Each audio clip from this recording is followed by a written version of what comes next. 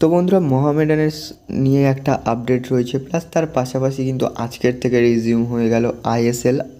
তো ISL international ব্রেকের কারণে বন্ধ ছিল, তারপরে আজকে গতকাল রাত থেকে কিন্তু রিজিউম হয়েছে, গতকাল বিকেলে ম্যাচ ছিল। তো রেজাল্ট সম্পর্কে জানাবো, অ্যান্ড আমরা 5 নম্বর টিমকে পেয়ে গিয়েছি আইএসএলে প্লে অফের জন্য, তো সেটাও জানাবো। তো ভিডিওটা স্কিপ না করে সম্পূর্ণ দেখতে থাকো। তো বন্ধুরা, নন্দা কুমার শেখর এর আপডেটটা দিই ফার্স্টে। তো নন্দা কুমারের কিন্তু একটা ইনজুরি হয়েছে এবং সেই কারণে যতটা সম্ভব জানা যাচ্ছে যে ইনজুরিটা একটু গুরুতর। সেই কারণেই কিন্তু সে আর কি এই যে কয়েকটা ম্যাচ বাকি রয়েছে আর কি এই আইএসএলের এই বাকি সিজনটা আর খেলতে পারবে না। তো এটাই হচ্ছে নন্দা কুমারকে নিয়ে আপডেট। তো বন্ধুরা, আইএসএল কিন্তু রিজিউম হয়ে গেছেন। আইএসএল রিজিউম হওয়ার পরে কিন্তু ফার্স্ট ম্যাচ ছিল বেঙ্গালুরু এবং ওড়িশা এফসির মধ্যে। তো সেখানে কিন্তু 0-0 গোলে ম্যাচটি ড্র হয় এবং দুটো দলই কিন্তু পয়েন্ট শেয়ার করে নেয়।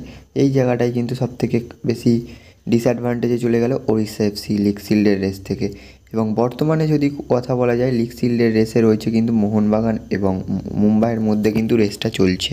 তো বন্ধুরা, উল্টো দিকে কিন্তু ম্যাচ ছিল সন্ধ্যে 7:30 থেকে কেরালা ব্লাস্টারের সঙ্গে জামশেদপুর এফসির।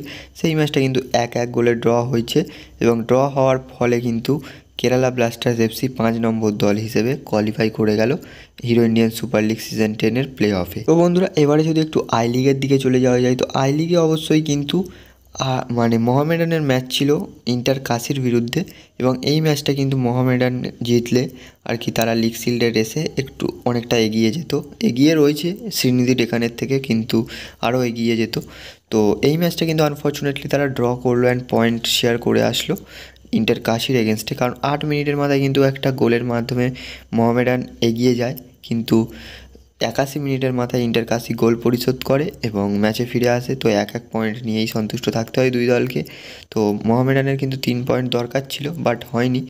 তো বন্ধুরা, টেনশন করার কোনো দরকার নেই। এক্ষেত্রে কিন্তু শিলং লাজং এবং দিল্লি এফসির সঙ্গে কিন্তু ম্যাচ বাকি রয়েছে মোহামেডানের। তো দুটো ম্যাচের মধ্যে অ্যাটলিস্ট এখান থেকে যদি 3 বা 4 পয়েন্ট ক্লেম করে, সেক্ষেত্রে কিন্তু মোহামেডান ইজিলি চ্যাম্পিয়ন হয়ে যাবে অ্যান্ড এখান থেকে কিন্তু তারা নেক্সট সিজনে আমরা তাদেরকে আইএসএলে দেখতে পাচ্ছি।